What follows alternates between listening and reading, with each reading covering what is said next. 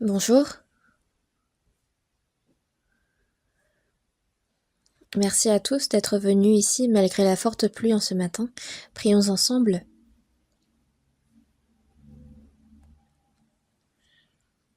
Dieu notre Père, qui a créé l'univers et tout ce qui s'y trouve. Par le sang versé par Jésus sur la croix, tu nous as sauvés. Et maintenant, Seigneur, tu œuvres avec nous, au milieu de l'Église qui est ton corps, jusqu'au jour où nous entrerons au royaume des cieux. Tu marches avec nous toujours, tu nous conduis, tu nous nourris, tu nous protèges. Et afin que nous puissions porter ton œuvre, tu as accordé à chacun d'entre nous des talents. Merci pour cela. Cette semaine en particulier a lieu la retraite d'automne dans le centre de retraite. Nous prions pour que les nombreuses âmes qui ont reçu le salut en cette occasion puissent rester attachées à ton Église et être guidées par ta parole. Ce matin même, nous attendons ta parole avec impatience, que ce soit ceux qui prêchent ta parole, que ce soit ceux qui écoutent ta parole. Soutiens nos cœurs, afin que ta parole puisse être prêchée droitement. Guide-nous. Nous avons prié au nom du Seigneur Jésus-Christ. Amen. Cherchons la Bible ensemble dans le deuxième épître aux Corinthiens, chapitre 8, 2 Corinthiens chapitre 8, verset 1 jusqu'au verset 5. 2 Corinthiens chapitre 8, versets 1 à 5. Nous vous faisons connaître, frères, la grâce de Dieu qui s'est manifestée dans les églises de la Macédoine. Au milieu de beaucoup de tribulations qui les ont éprouvées, leur joie débordante et leur pauvreté profonde ont produit avec abondance de riches libéralités de leur part. Ils ont, je l'atteste, donné volontairement selon leurs moyens, et même au-delà de leurs moyens, nous demandant avec de grandes instances la grâce de prendre part à l'assistance destinée aux saints. Verset 5, on lit ensemble. Et ils ont dépassé nos espérances en se donnant d'abord eux-mêmes au Seigneur, puis à nous, par la volonté de Dieu.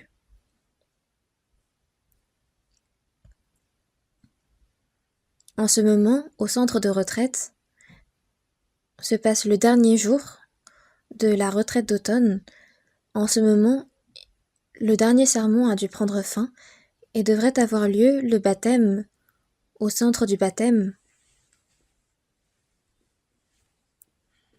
Cette fois-ci, à la retraite d'automne de l'année 2025, quand on regarde les chiffres, on voit qu'il y a 6323 personnes qui se sont inscrites à l'avance, 941 qui se sont inscrits en présentiel le jour même, ce qui fait au total 7264 personnes qui se sont inscrites. Et quand on compte également les 1400 qui ont fait le service, on voit qu'au total il y a 8664 personnes qui participent. Mais en vérité, il y a quelques-uns qui sont venus sans s'être inscrits et sans faire de service. Il y en a pas mal. Ils y sont allés pour communier avec les frères et sœurs, pour évangéliser, pour participer au service. Ceux qui sont venus de façon assez illégale finalement. Mais du coup, de ce que je vois, il y a plus de 9000 personnes qui auraient participé à cette retraite d'automne. Dans tous les cas, pour l'œuvre du Seigneur, l'œuvre la plus agréable au Seigneur qui est de sauver les âmes perdues, pour cette œuvre du salut, nous faisons tout notre mieux. Et à l'église de Macédoine, il y a une grâce de Dieu qui leur a été accordée. Quelles sont les deux grandes grâces que nous avons reçues de Dieu? C'est le salut et la gloire.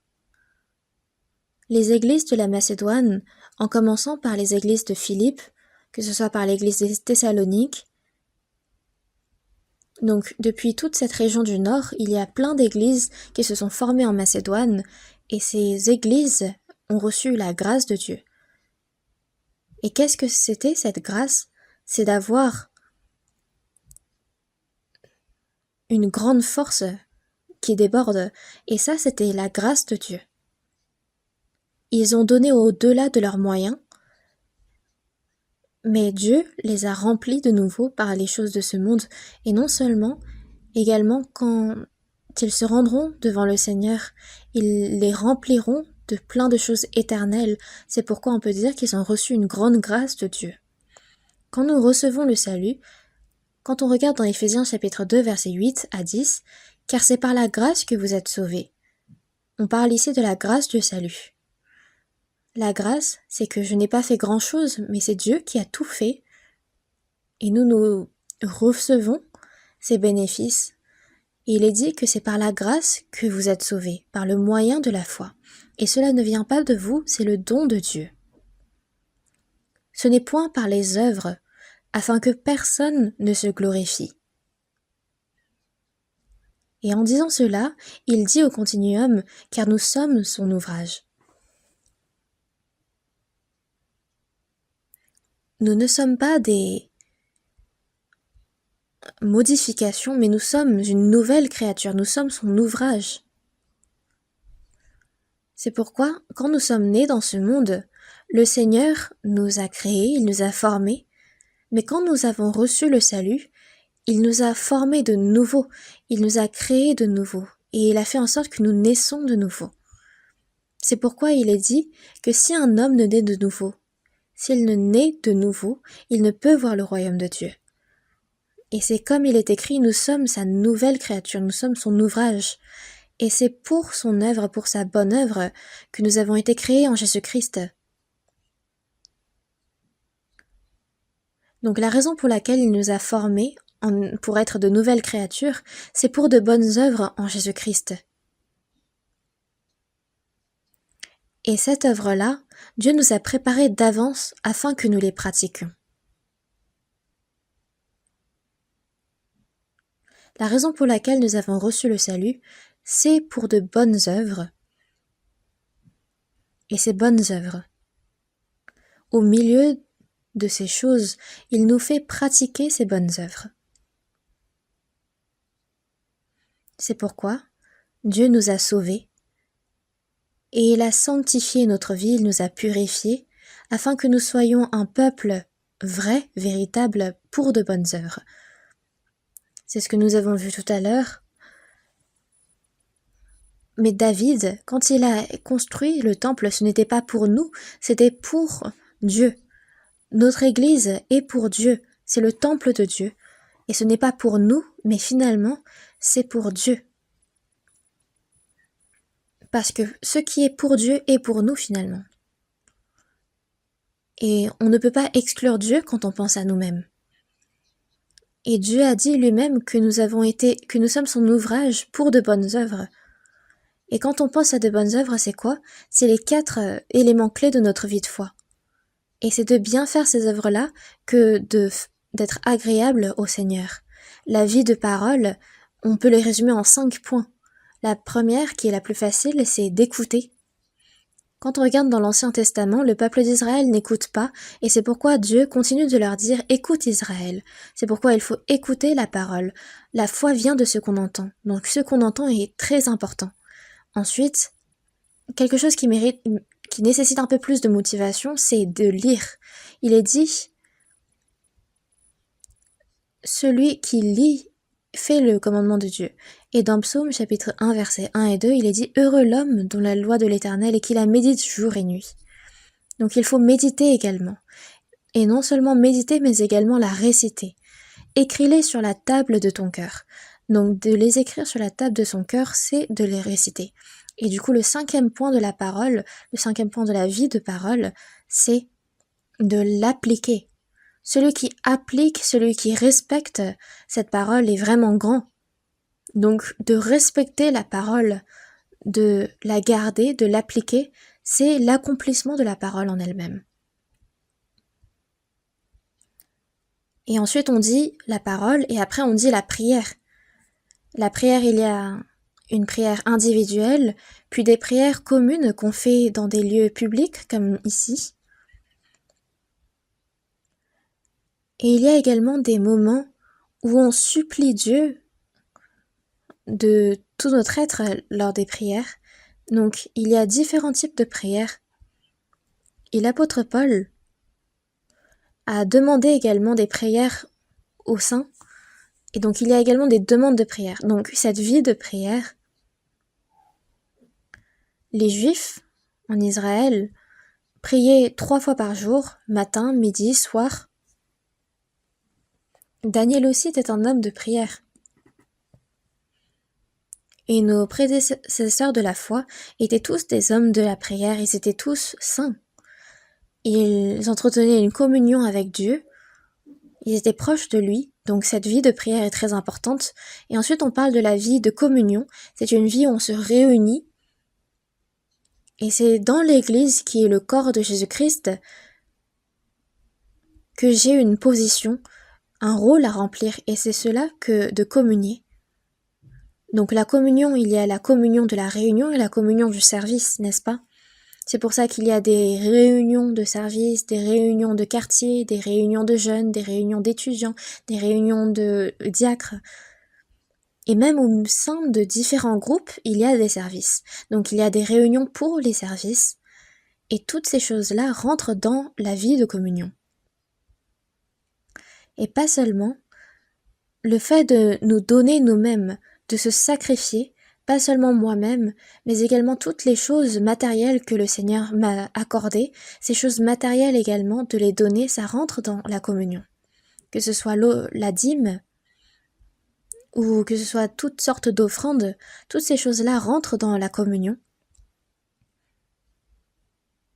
Et également, finalement, toutes les choses que nous faisons se résument à cette question, pourquoi est-ce que nous restons dans ce monde?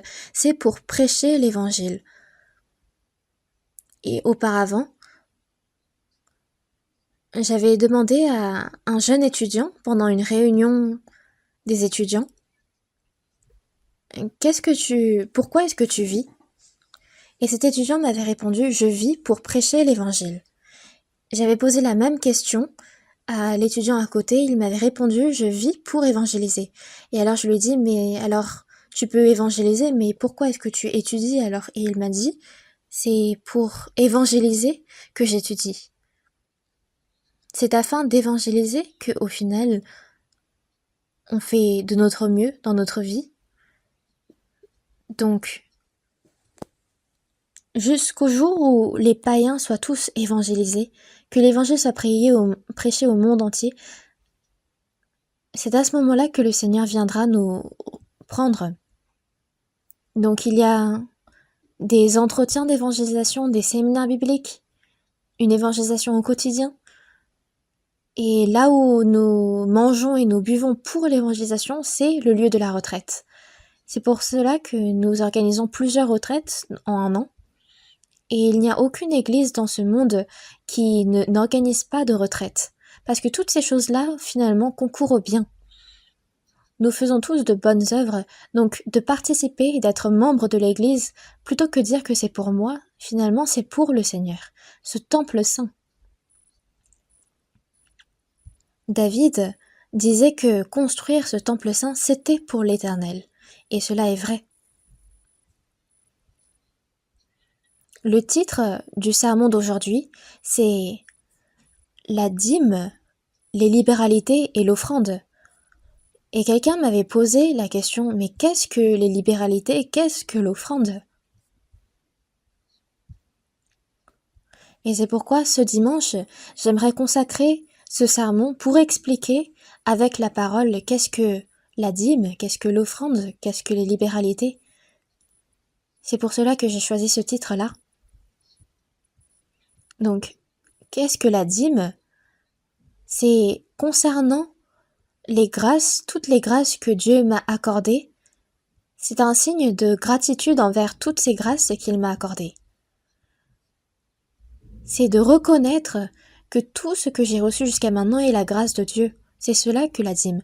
Dans Lévitique, chapitre 27, verset 30, toute dîme de la terre, c'est une chose consacrée à l'Éternel. Soit des récoltes de la terre, soit du fruit des arbres, tout appartient à l'Éternel. C'est ce qui est dit. Et de reconnaître cela comme étant à Dieu, le dixième de ce que j'ai récolté, c'est de le donner complètement à Dieu. Et c'est pourquoi toute dîme de la terre, c'est de reconnaître que cela est à Dieu. Voyons ensemble dans Lévitique, il y a Genèse, Exode, puis Lévitique. Donc cherchons ensemble Lévitique, chapitre 27, verset 30. Lévitique, chapitre 27, verset 30. Toute dîme de la terre, soit des récoltes de la terre, soit du fruit des arbres, appartient à l'Éternel. C'est une chose consacrée à l'Éternel. Consacré, ça veut dire que ça a été séparé, qu'on en a fait la distinction et que ça appartient spécialement à Dieu. Et ce dixième, que de donner ce dixième, ce sacrifice vivant, agréable et bon, c'est de le donner à Dieu. Et c'est de reconnaître que tout ce que j'ai reçu jusqu'à maintenant est à Dieu, et c'est la preuve, justement, de cette reconnaissance. La création des cieux et de la terre est pour Dieu, notre salut est à nous et pour Dieu. Quand on regarde dans Ésaïe chapitre 43 verset 25, il est bien dit, c'est moi qui efface tes transgressions pour l'amour de moi, et je ne me souviendrai plus de tes péchés. Il est dit, pour l'amour de moi, j'efface tes transgressions. Finalement, notre salut à nous est également pour Dieu. Il est vrai que ce qui est pour Dieu est finalement pour moi, mais il est important de mettre Dieu en avant. Avant notre salut, tout ce qui était dans ce monde m'appartenait, c'est à moi, et je ne laisse aucune personne toucher à ce qui est à moi. Mais désormais, depuis notre salut, c'est à Dieu. Je suis désormais au Seigneur. Toute chose de moi-même, même ma vie, est au Seigneur. Et c'est ce que j'ai reconnu. C'est ça qui est important. À Dieu. De là, quelques jours, quelques mois, quelques années, tous les frères et sœurs qui sont assis devant moi vont monter au royaume des cieux.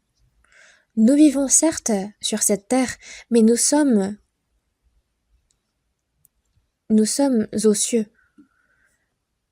Nous vivons certes sur la terre, et les gens de ce monde vivent en cherchant les choses terrestres, mais il est dit dans la Bible que nous sommes des citoyens de la cité céleste de Dieu. Et nous, c'est en recherchant, en espérant ces choses-là, que nous vivons dans ce monde. Et il est dit que nous sommes désormais son peuple céleste, c'est pourquoi toutes les prières que nous faisons, Dieu nous écoute. Et il marche avec nous. Et il nous accompagne dans toutes nos entreprises. C'est pourquoi, après notre salut, que ce soit notre valeur, que ce soit notre perspective, notre vision de ce monde, tout est devenu différent. Et toutes ces choses-là ont été faites par Dieu. C'est la grâce de Dieu. Et comment est-ce qu'on peut manifester cette gratitude envers Dieu? C'est par la dîme. Dieu reçoit cette dîme et il s'en réjouit. Et avec cette dîme-là, Dieu continue son œuvre. Certains pensent que cette dîme, c'est la loi, et que nous, qui vivons dans le temps de la grâce, nous n'avons pas besoin de faire cette dîme. Il est vrai que toutes choses appartiennent à Dieu, mais ceux qui pensent de cette façon oublient que la dîme est la manifestation de la gratitude que nous avons envers toutes les grâces de Dieu. Le roi Melchisédek, on voit que la première fois qu'apparaît la dîme dans la Bible, c'était quand Abraham a fait la dîme à Melchisédek. Et à ce moment-là, Abraham vivait à l'époque de la grâce. Et il en était de même pour Jacob. Voyons ensemble dans Hébreux chapitre 7. Hébreux chapitre 7. Verset 1. jusqu'au verset 4. Hébreux chapitre 7, versets 1 à 4.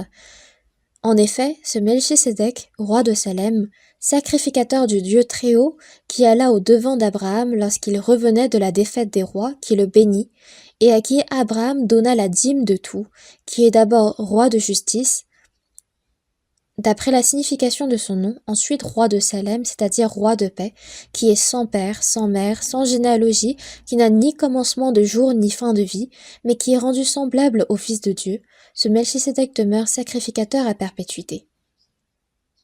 Considérez combien est grand celui auquel le patriarche Abraham donna la dîme du butin. Qui était Melchisédek? Quand on regarde dans l'Évangile selon Jean, il est dit « J'ai rencontré Abraham ». Le moment où Jésus a rencontré Abraham, c'était exactement à ce moment-là. Melchisédek a reçu la dîme de la part d'Abraham, et il est dit de Melchisédek qu'il est sans père, sans mère, sans généalogie, qui est rendu semblable au Fils de Dieu. Et c'est à ce Melchisédek qui est semblable au Fils de Dieu que Abraham a donné la dîme. Donc il a donné finalement la dîme à Dieu. Et c'est au milieu de cela que Dieu fait son œuvre. Et comme il est marqué ici, qui n'a ni commencement de jour ni fin de vie, mais qui est rendu semblable au Fils de Dieu, ce Melchisédek demeure sacrificateur à perpétuité. Donc, Abraham a donné la dîme à Jésus. Et il en est de même pour Jacob. Voyons ensemble dans Genèse chapitre 28. Genèse chapitre 28.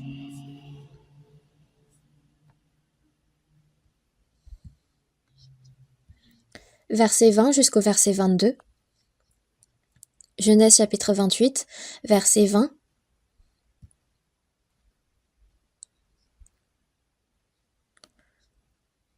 On parle du vœu que Jacob a fait à Béthel. Jacob fit un vœu en disant « Si Dieu est avec moi et me garde pendant ce voyage que je fais, s'il me donne du pain à manger et des habits pour me vêtir, et si je retourne en paix à la maison de mon père, alors l'Éternel sera mon Dieu.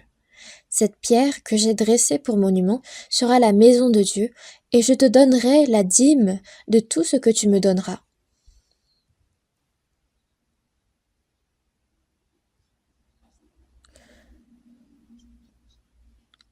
Tout ce que tu m'as donné est au Seigneur, toute ma vie entière est au Seigneur. Le Seigneur marche avec moi, le Seigneur demeure en moi, je demeure dans le Seigneur.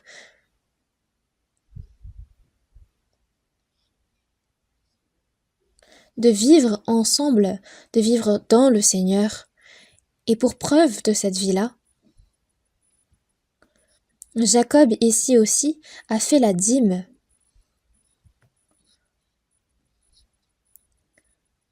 Que ce soit Abraham qui a donné le 10e de ce qu'il a reçu, ou Jacob qui fait un vœu en promettant la dîme de tout ce qu'il recevra, c'est la même chose. Donc, les frères et sœurs sauvés, la grâce que Dieu nous a donnée est comme signe de gratitude envers toutes ces bénédictions. De faire la dîme, c'est la même chose que ces deux exemples qu'on vient de voir. Donc la dîme, ce n'est pas seulement ma vie tout entière, mais c'est également toutes mes possessions. C'est un signe que toutes ces choses-là appartiennent à Dieu. Si je sais que tout mon être est à Dieu, alors je saurai que tout ce qui est à Dieu est à moi. Les petits-enfants, en montrant du doigt leur maison, disent « c'est ma maison ». Mais techniquement, c'est la maison de leurs parents. Mais pourquoi est-ce qu'ils disent que c'est ma maison? C'est parce qu'ils jouissent de tout ce qui est dans la maison. Il est dit « Heureux les pauvres en esprit, car le royaume des cieux est à eux ». Quand on ira au royaume des cieux, est-ce que vous pensez qu'on aura chacun une chambre? Toi tu dors là, puis après toi tu dors au rez-de-chaussée? Quand on ira au royaume des cieux, Ce qu'il n'y a pas, c'est les chambres. C'est un royaume des cieux où le soleil existe jour et nuit. C'est toujours le jour. Est-ce qu'il y a besoin de repos? Est-ce qu'il y a besoin de dormir? Non. Parce que nous sommes transformés en des corps célestes. Si je suis ici, je peux être aussi à un autre endroit. Nous sommes des corps spirituels. À ce moment-là, quelle partie du royaume des cieux sera à moi? C'est le royaume des cieux entier qui sera à moi. Nous allons ensemble au royaume des cieux, nous sommes un même peuple de la cité céleste, c'est pourquoi le royaume des cieux entier est à moi.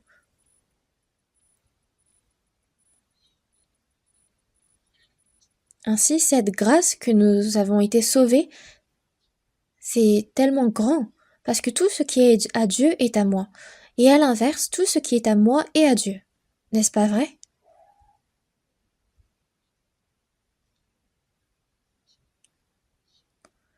Et on dit que la base de cette connaissance, c'est la dîme.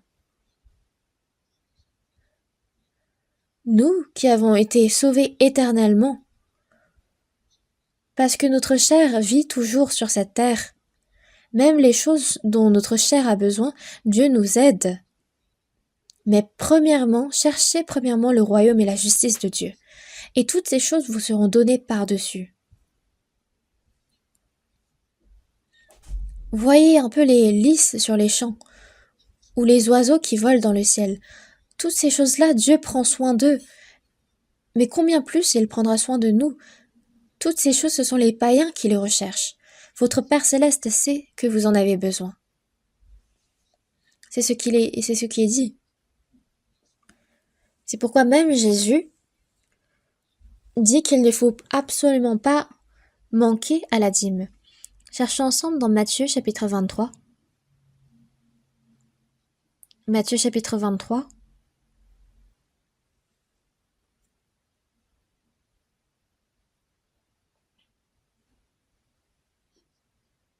Verset 23. Lisons ensemble. Malheur à vous, scribes et pharisiens hypocrites, parce que vous payez la dîme de la menthe, de l'âneth et du cumin, et que vous laissez ce qu'il y a de plus important dans la loi, la justice, la miséricorde et la fidélité. C'est là ce qu'il fallait pratiquer, sans négliger les autres choses. Il ne fallait pas négliger la dîme. Il fallait pratiquer la loi, la justice, la miséricorde, la fidélité, mais il ne fallait pas oublier de payer non plus la dîme. Donc toutes ces choses-là, c'est ce qu'il faut pratiquer. Devant Dieu, j'aimerais ne pas faire ça, j'aimerais faire ça. On ne parle pas de cela. Mais depuis notre salut, en signe de reconnaissance que tout est désormais à Dieu, je fais l'offrande. Parmi les tribus d'Israël, la tribu de Lévi n'a pas pu recevoir d'héritage en termes de terre, parce que la tribu de Lévi était consacrée au service de l'Éternel dans le tabernacle. Les autres tribus faisaient la dîme, et c'était par cette dîme-là que la tribu de Lévi pouvait vivre. Donc c'était la dîme des autres tribus qui les aidait à faire le service sans avoir d'autres besoins. Mais après les 70 années en captivité à Babylone, le peuple d'Israël est revenu à Jérusalem, sauf que les autres tribus ne reprenaient pas la dîme. Donc la tribu de Lévi ne pouvait plus vivre sans avoir à travailler eux-mêmes. Ils ne pouvaient donc plus se consacrer entièrement au service de l'Éternel dans son saint temple. Donc l'œuvre de Dieu n'arrivait pas à continuer. Le prophète Néhémie, en voyant cela, a dit ce n'est pas possible. L'œuvre de Dieu ne continue pas bien parce que justement on ne fait pas bien la dîme. Voyons ensemble dans le livre de Néhémie, chapitre 13. Néhémie, chapitre 13, verset 10.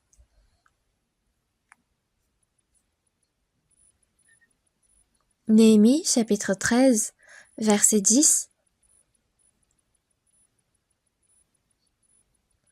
On va voir juste le verset 10.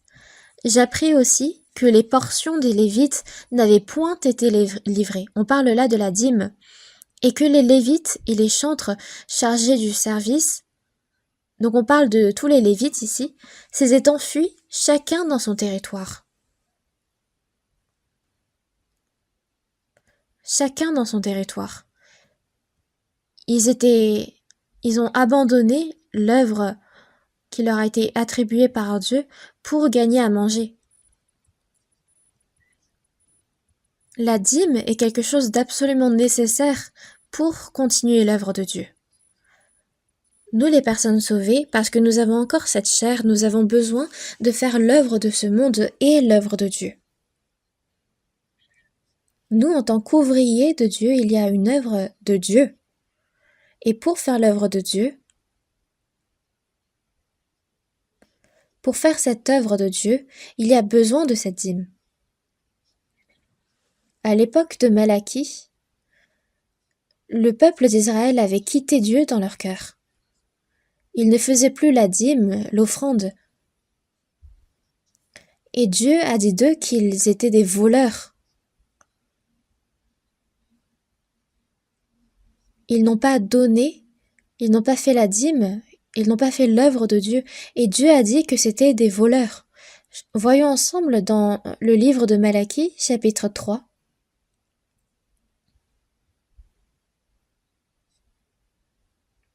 Malachie, chapitre 3.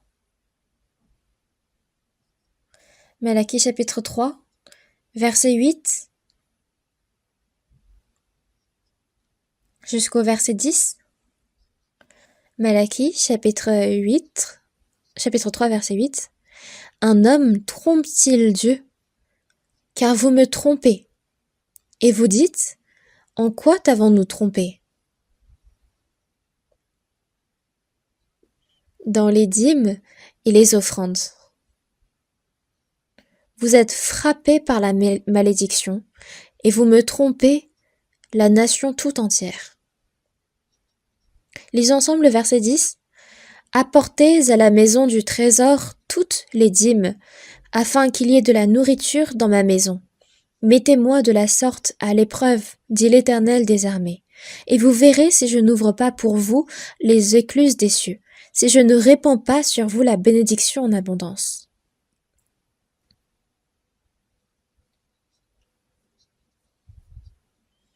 C'est une chose que nous faisons l'expérience quand nous faisons la vie d'offrande, la vie de la dîme.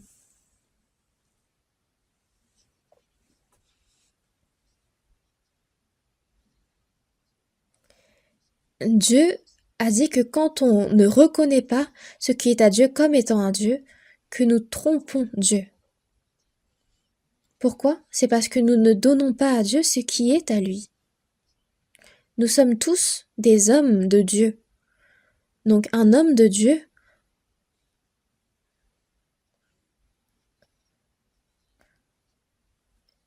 s'il ne donne pas les dîmes et les offrandes à Dieu, alors il trompe Dieu. Parce que toutes choses sont à Dieu. Le signe de la gratitude envers tout ce que nous avons reçu est la dîme. Le Seigneur nous a tout donné. Ce monde, cet univers, toutes les créations, c'est Dieu qui nous les a données. L'univers et la création,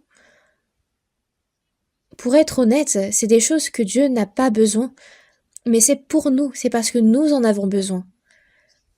Mais il est dit que Dieu a formé la terre, il l'a faite et l'a affermie, il l'a créée pour qu'elle ne fût pas déserte, elle l'a formée pour qu'elle fût habitée. Donc cet univers est fait pour que nous y habitions, donc c'est la grâce de Dieu. À nous, Dieu nous a donné la vie, la respiration et toutes choses. Il nous a tout donné. Pour que nous puissions vivre avec cette chair dans ce monde, il nous a tout donné. Et pas seulement, Dieu s'est donné lui-même tout entier. Quand nous disons donner quelque chose à quelqu'un, est-ce que c'est plus grand quand on dit qu'on a donné tout ce qui était à moi à cette personne ou j'ai donné toute ma vie à cette personne? De donner toute sa vie, c'est de tout donner. C'est ça qui est plus grand. Combien Dieu m'a donné? Il s'est donné lui-même. Il s'est donné tout entier à moi. Il a donné sans épargner. Il a tout donné. Jésus-Christ, qui est-il? C'est Dieu.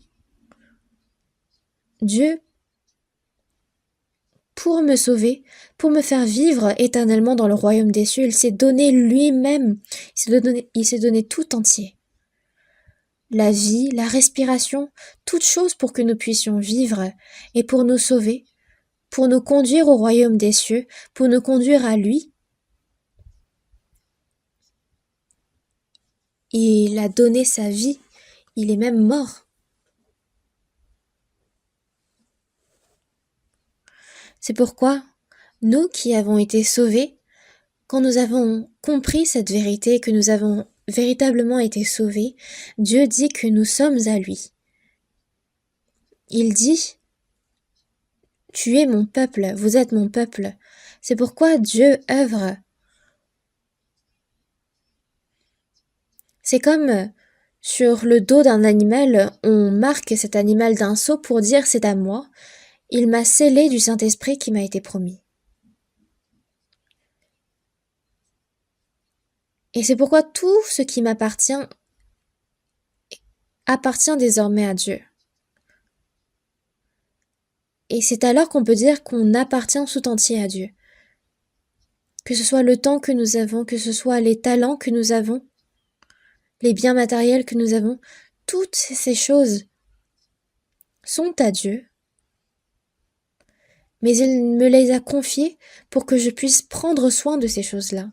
Donc en d'autres termes, nous sommes des dispensateurs. Ce mot apparaît dans la Bible, des bons dispensateurs.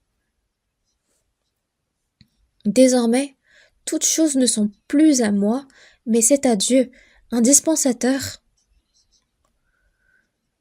Par exemple, si le maître dit qu'il va l'utiliser maintenant, le dispensateur cède tout au même instant. Si le maître dit qu'il va l'utiliser, alors je dois l'apporter. Pourquoi? Parce que le dispensateur est seulement celui qui prend soin des biens de son maître. Jésus, avant de monter à Jérusalem, a envoyé ses disciples, leur a dit qu'il y a une ânesse attachée et un ânon avec elle. Détachez-les et amenez-les-moi. Et si quelqu'un vous dit quelque chose, vous répondrez, le Seigneur en a besoin. Le Seigneur en a besoin. Tout est au Seigneur. Le Seigneur en a besoin. Et à l'instant même, il les laissera aller. Les disciples sont allés, et il y avait réellement une ânesse qui était attachée et un ânon avec elle. Ils les ont détachés, et quelqu'un leur a demandé « Mais pourquoi est-ce que vous les détachez ?» Et là, ils ont répondu en une phrase « Le Seigneur en a besoin. Le Seigneur va les utiliser. » Et à cet instant même, ils les laissèrent aller.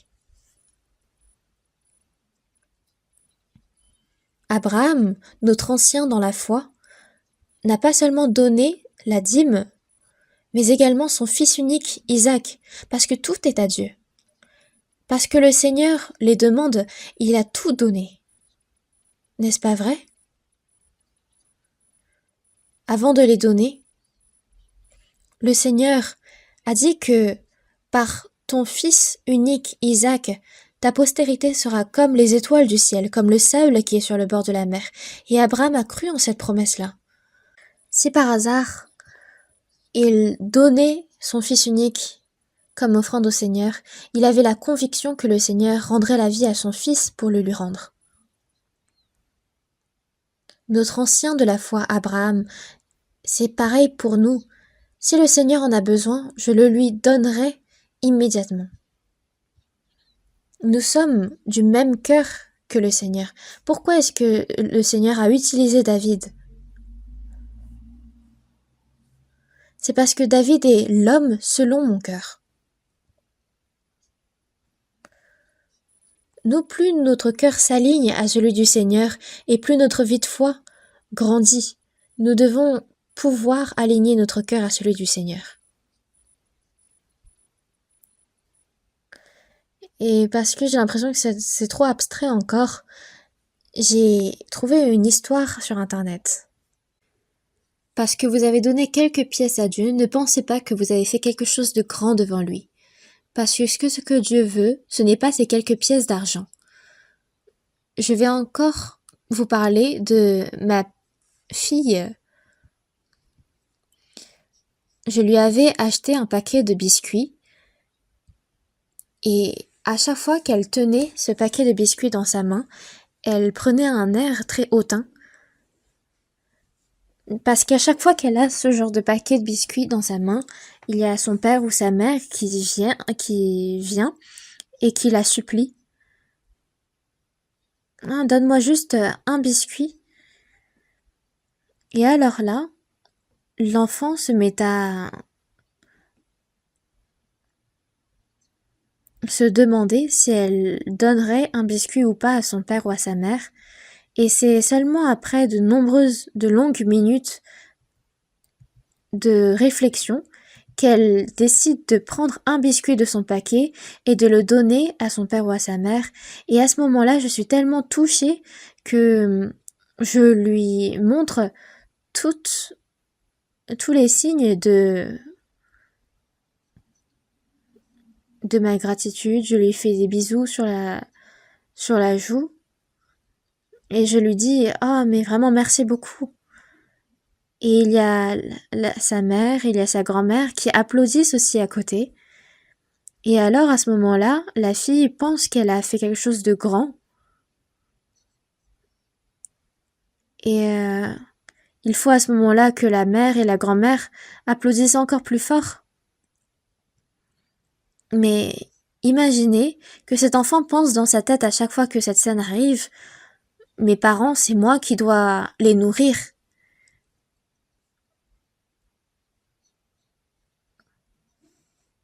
S'il n'y avait pas mes sacrifices, cette maison serait ruinée.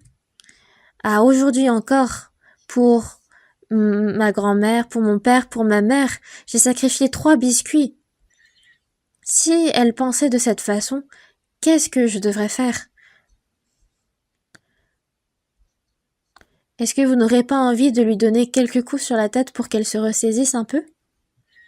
Ce que la mère ou ce que le père veut, ce n'est pas ces biscuits. Ce pourquoi la mère et la grand-mère ont applaudi, ce n'était pas parce que ils voulaient avoir des biscuits, mais alors qu'est-ce qu'ils voulaient? C'était ce cœur de la fille qui pense que le biscuit est très précieux et qu'elle a choisi de le donner à ses parents. C'est ce cœur-là qui est émouvant.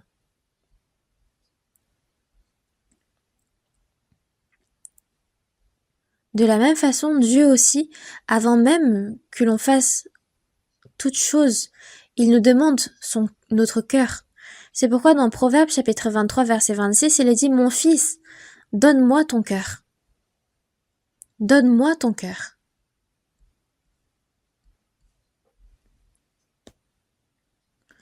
Quel est le cœur du Seigneur? C'est avec ce cœur-là, n'est-ce pas? C'est pourquoi quand on regarde dans Luc chapitre 16 verset 10, « Celui qui est fidèle dans les moindres choses l'est aussi dans les grandes. » Les biens matériels que nous avons, Dieu les considère comme des choses très petites, mais les gens de ce monde pensent que les biens matériels, c'est de grandes choses. C'est pourquoi il y a des choses que les humains considèrent comme très importantes, mais à nous, c'est le Seigneur, c'est Dieu. Dieu nous a tout donné, même lui-même, même le royaume des cieux. Et nous, c'est dans le Seigneur que nous sommes. Nous sommes actuellement dans le Seigneur, et c'est dans le Seigneur que nous entrerons au royaume des cieux. C'est pourquoi on ne dit pas du royaume des cieux, il est ici ou il est là, car voici le royaume de Dieu est au milieu de vous. Le royaume des cieux est ici.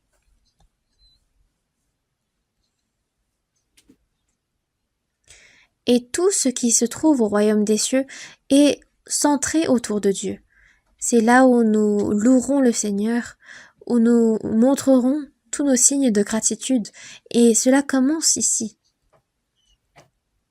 par le cœur du Seigneur, avec le même cœur. Le lieu seulement est différent, mais de notre vivant, dans cette Église vivante, c'est le royaume des cieux. Nous sommes dans le Seigneur, nous sommes dans le royaume des cieux, et en nous il y a le Seigneur. Le peuple d'Israël, en vérité, qu'est-ce qu'ils ont donné à Dieu, concrètement? Ils ont donné la dîme, et parce que ils cultivaient la terre, ce n'est pas comme nous qui allons dans des entreprises et qui recevons un salaire.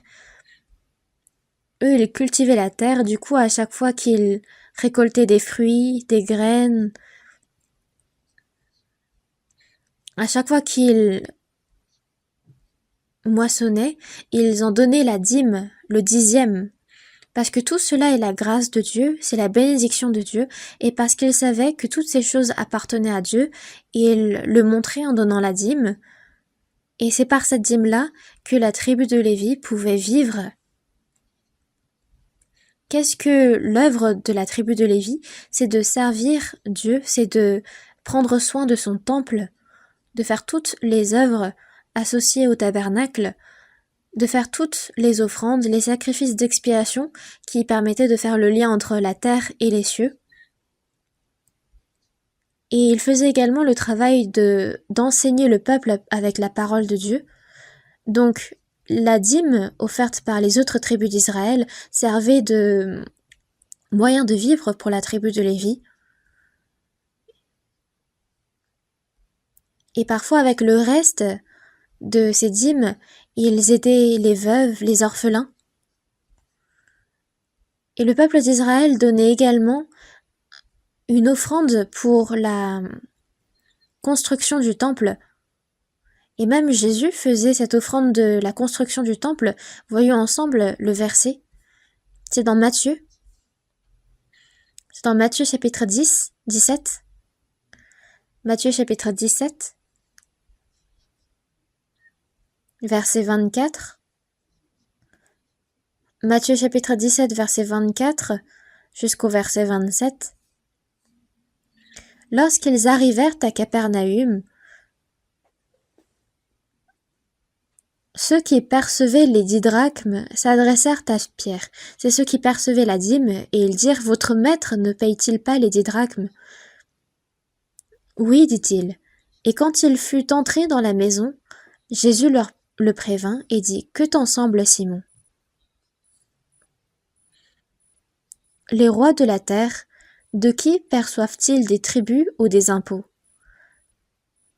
De leurs fils ou des étrangers? Il répondit: Des étrangers. Et Jésus lui dit: Les fils en sont donc exempts. Mais pour ne pas les scandaliser,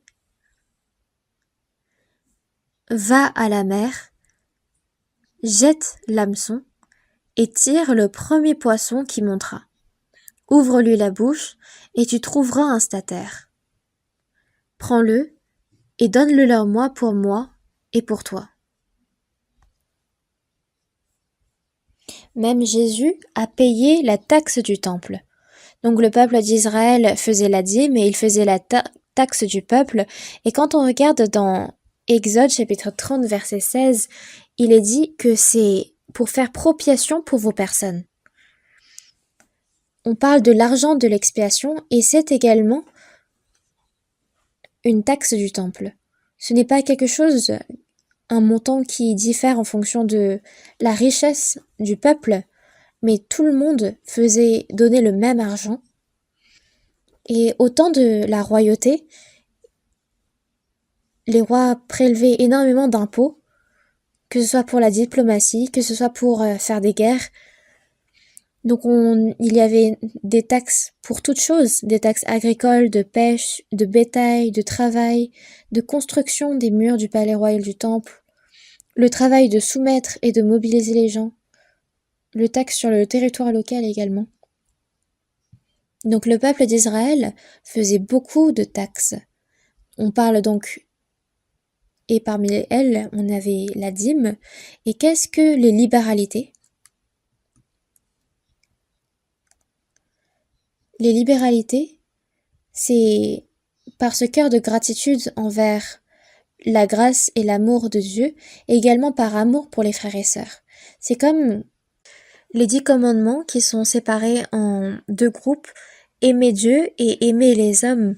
Et c'est ces deux cœurs-là qui font qu'on donne des libéralités à Dieu. Par l'amour de Dieu, par l'amour des hommes, ces libéralités ont été données dans la trésorerie, pour la construction du temple, pour aider de nombreuses personnes. Même dans le temple où Jésus est entré, il y avait la trésorerie.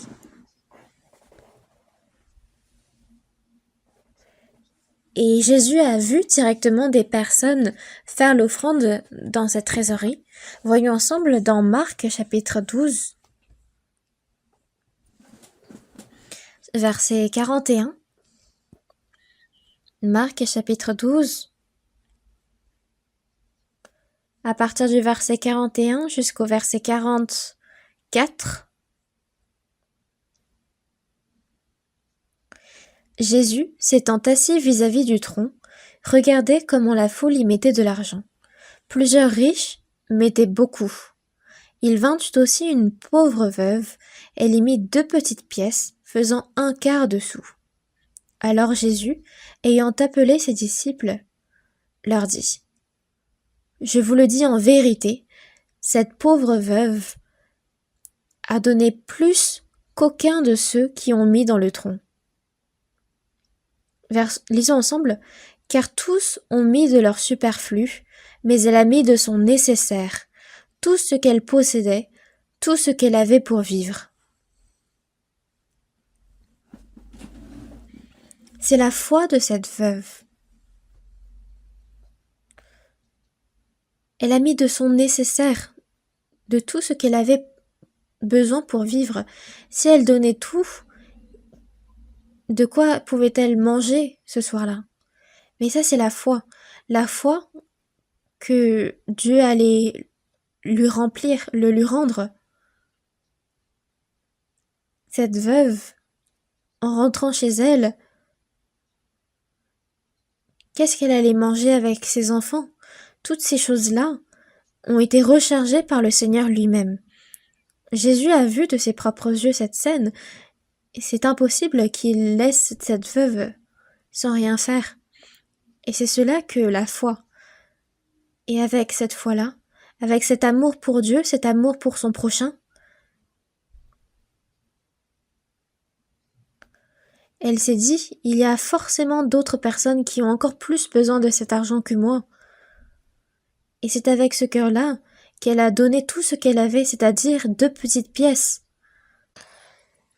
Les 2 petites pièces et le quart de sou, c'est la monnaie qu'utilisaient les Juifs et les Grecs. Une petite pièce, c'est 1 sur 128 deniers. Et c'était la monnaie commune entre les Juifs. Puis le quart de sou, c'est une monnaie romaine. Ça équivaut à 1 sur 64 deniers. Et c'est une monnaie qui a été unifiée dans l'Empire romain. Donc, 2 petites pièces, combien ça équivaut à la monnaie d'aujourd'hui? Un denier, c'est le salaire du travail d'un jour. Donc un homme qui gagne 60 000 won par jour, ça fait, vu que c'est 1 sur 64 deniers, ça fait environ 6 000 won. Si c'est quelqu'un qui gagne, par contre, 120 000 won par jour, ça ferait environ 2 000.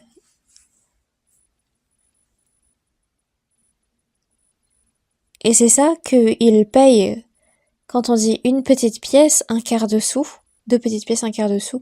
Donc, finalement, la pauvre veuve a très peu donné, mais elle a donné tout ce qu'elle avait, et Jésus, en la voyant, l'a complimenté, parce que Dieu, ce qu'il voit, c'est le cœur. Et c'est le Seigneur qui connaît toutes nos situations. Et le Seigneur, c'est en voyant cela qu'il l'a complimenté. Bien sûr que il y a... Tous ont mis de leur superflu. Il y a beaucoup de riches qui ont mis beaucoup, sauf que cette pauvre veuve, elle a mis 2 petites pièces, elle a mis tout ce qu'elle avait, et c'est pourquoi le Jésus a dit qu'elle a donné beaucoup plus qu'aucun de ceux qui ont mis dans le tronc. Et c'est la même chose pour nos offrandes. Dieu regarde le cœur que nous avons à faire l'offrande. C'est le Seigneur qui le donne finalement.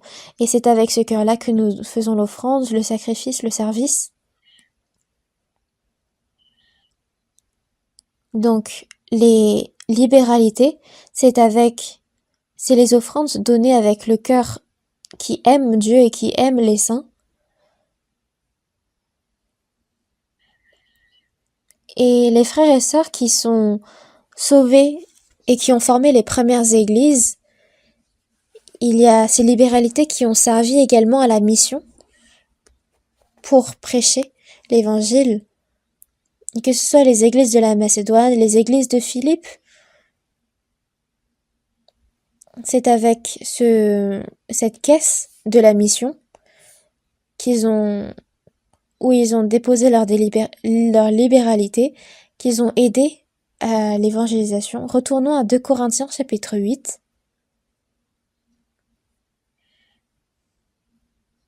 À partir du verset 1.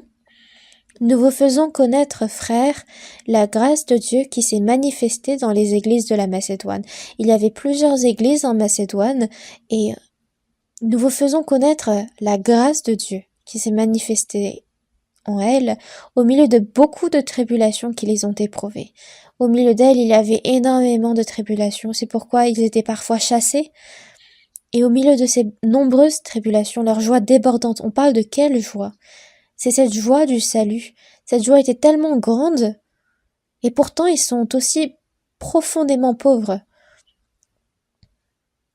C'était quoi leur pauvreté profonde? C'était qu'ils s'inquiétaient même de quoi manger, de quoi se nourrir. Et ils ont produit avec abondance de riches libéralités de leur part. Ils ont, je l'atteste, donné volontairement selon leurs moyens, et même au-delà de leurs moyens.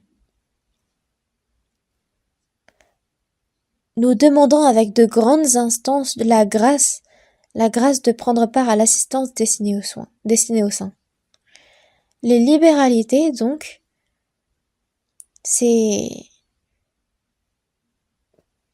une offrande qui est donnée avec plus de motivation. Il y avait beaucoup de pauvres, de saints dans la pauvreté à ce moment-là, et c'est pourquoi on a donné beaucoup de libéralité, et c'est temps-ci de nos jours, on parle de faire l'offrande. Et donc, qu'est-ce que l'offrande? C'est le signe de la gratitude vis-à-vis des grâces données par Dieu. Et c'est le signe de notre foi. C'est cela que l'offrande... Donc, premièrement, l'offrande, c'est l'obéissance, comme quoi nous donnons au Seigneur ce qui est au Seigneur. Il est dit, l'obéissance vaut mieux que les sacrifices. Tout est au Seigneur. C'est pourquoi si le Seigneur le demande, je peux le lui donner à n'importe quel instant. C'est cela que le cœur de faire l'offrande.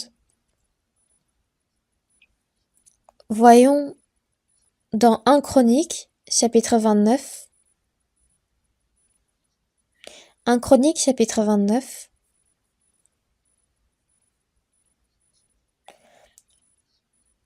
Voyons ensemble à partir du verset 11.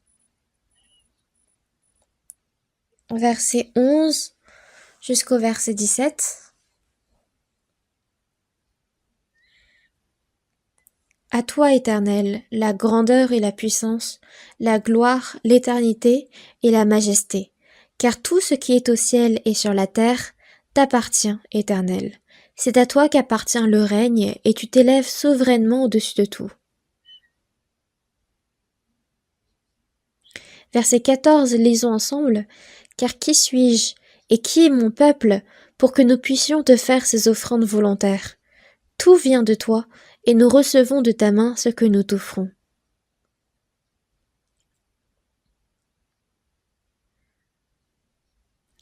Versets 16 et 17, lisons ensemble. Éternel notre Dieu, c'est de ta main que viennent toutes ces richesses que nous avons préparées pour t'élever une maison à ton saint nom, et c'est à toi que tout appartient. Je sais, ô mon Dieu, que tu sondes le cœur, et que tu aimes la droiture. Aussi, je t'ai fait toutes ces offrandes volontaires dans la droiture de mon cœur, et maintenant, je vois avec joie ton peuple qui se trouve ici t'offrir volontairement ces dons.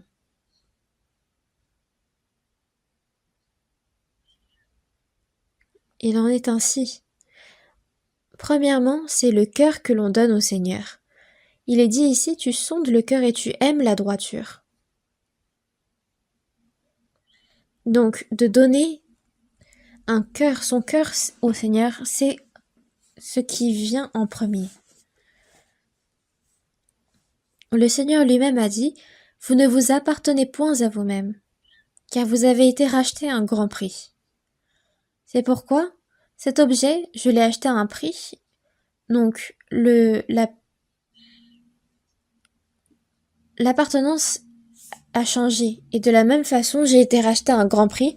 Donc, je ne m'appartiens plus à moi-même. Et il est dit dans Actes chapitre 20, verset 28, l'Église de Dieu qu'il s'est acquise par son propre sang. Ce que le Seigneur a acheté en donnant sa propre vie, c'est les frères et sœurs, c'est cette Église. C'est pourquoi tout cela appartient désormais au Seigneur.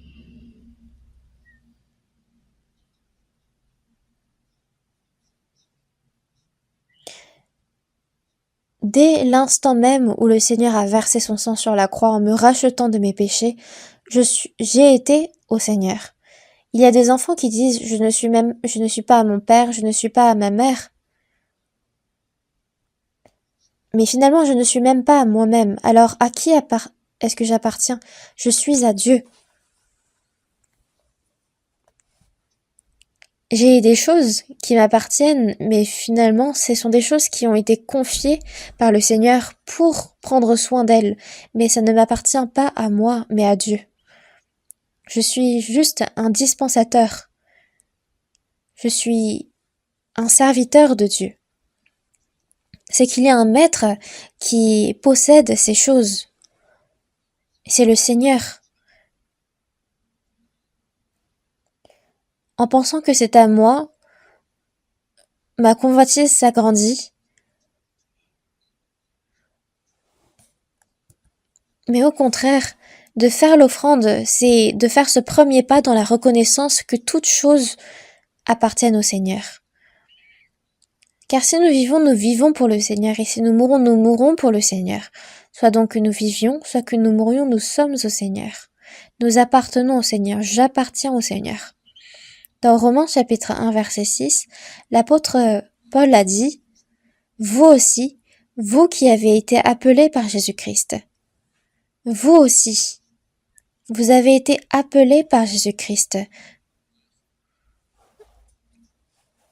Ici aussi, nous appartenons au Seigneur, nous appartenons à Dieu.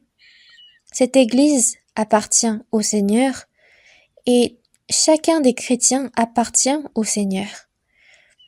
L'offrande, ce n'est pas de donner ce qui est à moi, mais c'est de donner ce qui m'a été confié par Dieu, mais ce qui revient de droit à Dieu. Et c'est ça que de faire l'offrande. C'est juste le signe de rendre les bienfaits que Dieu m'a confiés. Et en comprenant juste ce concept, nous comprenons naturellement le concept de l'offrande. Parce que Dieu m'a donné toutes choses. Si le Seigneur dit « j'en ai besoin », alors, peu importe quand, on peut le donner au Seigneur. N'est-ce pas? Une personne sauvée, quand elle est sauvée, fait naturellement l'offrande. Pourquoi? Parce que le salut est une énorme grâce. Son amour, son salut, c'est d'énormes grâces. Et il y a également l'offrande pour la mission. S'il n'y avait pas l'offrande pour la mission, les nombreuses églises à l'étranger les nombreuses églises dans le monde ont pu être établies grâce à ces offrandes. Et elles ont été énormément utiles.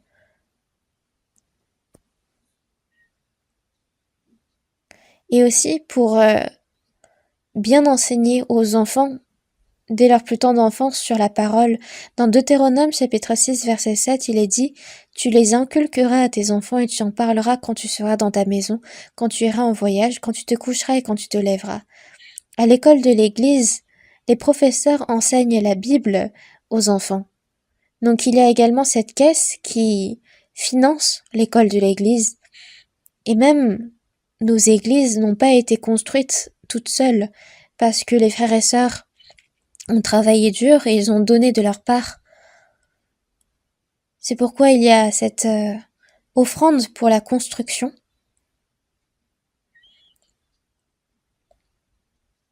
Et l'église centrale de Séoul est un peu l'église d'unification des églises de Corée.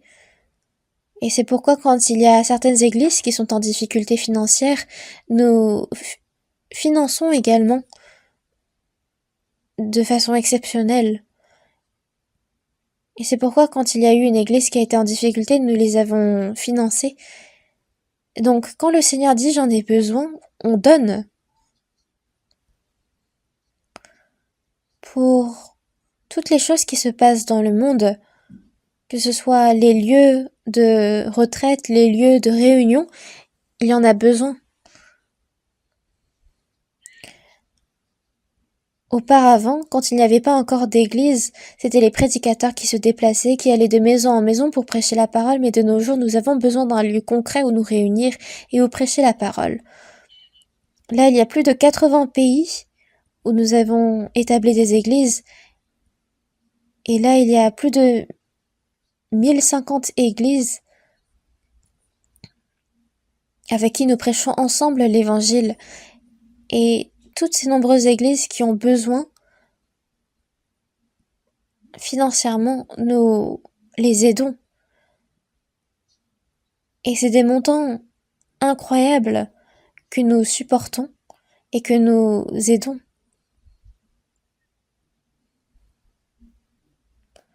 Et aussi la mission en Afrique, la mission en Inde. L'église centrale de Séoul en est responsable. Que ce soit la mission en Afrique ou la mission en Inde, nous sommes jumelés. Et certes, nous n'envoyons pas toujours des missionnaires, il n'y a pas de missionnaires attitrés là-bas de notre église, mais nous continuons à les financer. Il y a 64 pays en Afrique où l'évangile est entré, et il y a environ 536 églises qui ont été fondées, et plus de 20 000 personnes ont dit reçu le salut et viennent à l'église le dimanche.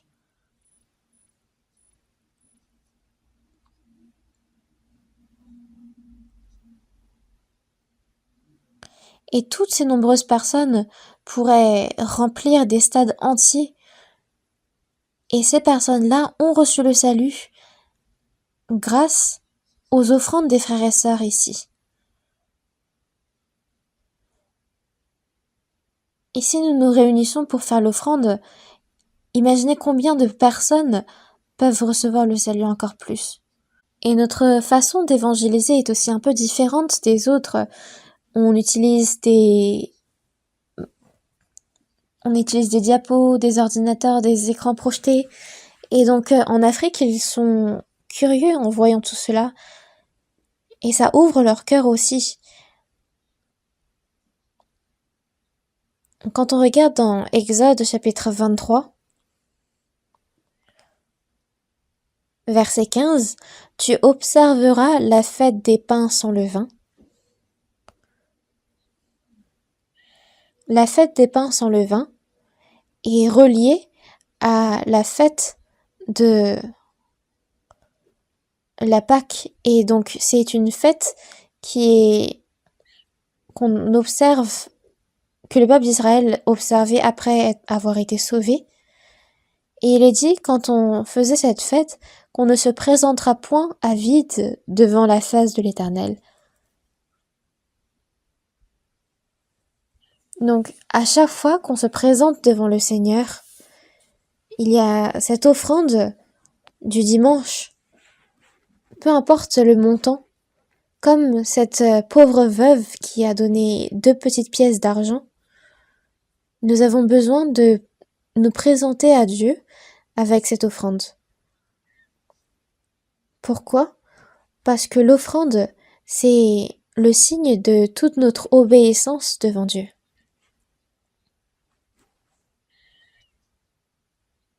Et l'offrande est l'œuvre qui vient de la foi en ce qu'on confie tout au Seigneur. Est-ce qu'on a vraiment la foi ou pas? C'est une personne qui a vraiment la foi va le montrer à travers des œuvres. Elle confiera tout au Seigneur. Dans 3 Jean, chapitre 1, verset 2, « Bien-aimé, je souhaite que tu prospères à tous égards et sois en bonne santé comme prospère l'état de ton âme. » Après notre salut, Dieu prend la responsabilité sur toute notre vie. Et dans Psaume 147, verset 9, il est dit « Il donne la nourriture au bétail, aux petits du corbeau quand il crie. »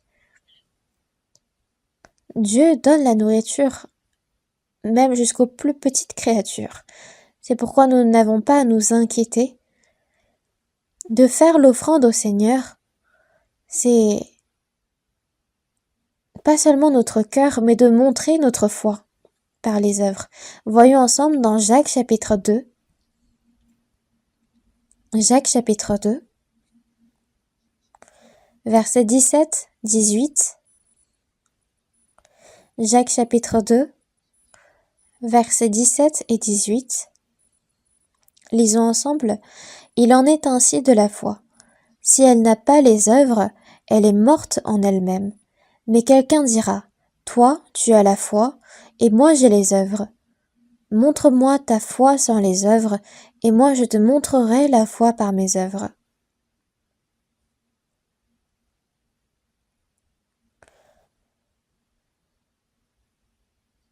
Pas seulement quand nous faisons l'offrande, c'est que nous participons à l'œuvre de l'évangélisation. Dieu lui-même a dit « Faites-vous des amis avec les richesses injustes pour qu'ils vous reçoivent dans les tabernacles éternels quand elles viendront à vous manquer. » En ce moment, nous faisons l'offrande pour la mission en Afrique, pour la mission à l'étranger, et grâce à cela, il y a un frère, une sœur à l'étranger qui ont reçu le salut. Nous ne connaissons pas ces personnes en personne, mais une fois entrés au royaume des cieux, nous les verrons. Donc, de faire l'offrande, c'est de participer à la mission à l'étranger.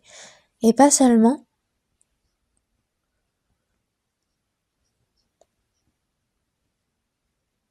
On peut faire l'expérience du Seigneur qui nous remplit dans les choses dont nous avons besoin dans notre vie.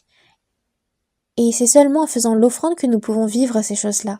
Voyons ensemble dans Philippiens chapitre 4. Philippiens chapitre 4,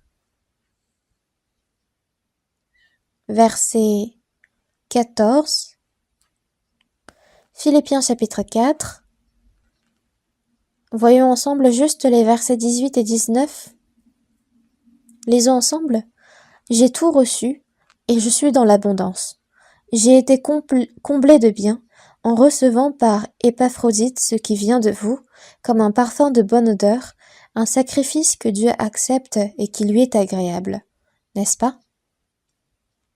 J'ai été comblé de bien ce qui vient de vous comme un parfum de bonne odeur. Un sacrifice que Dieu accepte et qui lui est agréable. Et mon Dieu pourvoira à tous vos besoins selon sa richesse avec gloire en Jésus-Christ.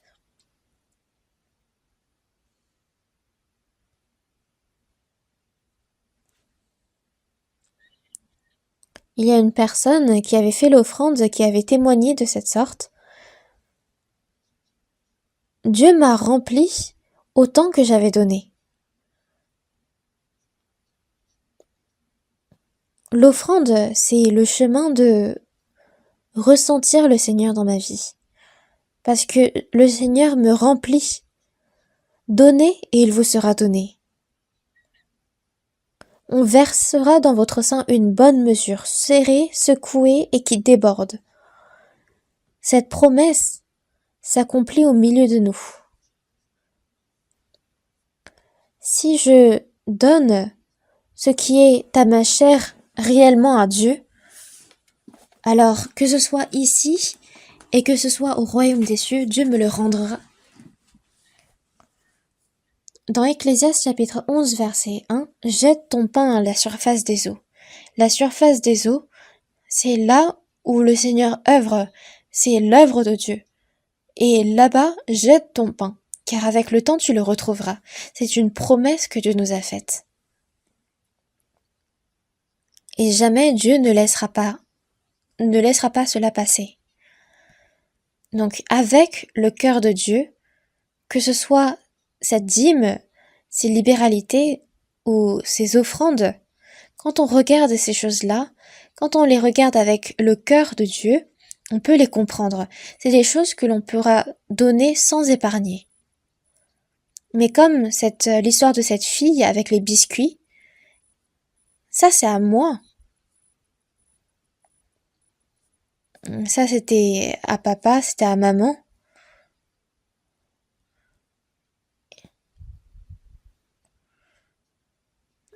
Si mes parents me le demandent, je peux le leur donner parce que c'était à eux. Et ils peuvent très bien me racheter un paquet de biscuits. Mais si l'enfant s'entête en disant c'est à moi, et que c'est seulement à force de supplication qu'elle cède quelques-uns, cette histoire, ça m'a fait réfléchir. Prions ensemble. Dieu notre Père qui est vivant, vraiment merci. Seigneur, tu es tout. Et tu nous as donné toutes choses, même jusqu'à ta vie. Désormais, que ce soit moi ou que ce soit tous mes biens, sont à toi. Seigneur, si tu en as besoin, donne-nous ce cœur qui est capable de les donner à toi à n'importe quel moment. Nous avons prié au nom du Seigneur Jésus-Christ. Amen.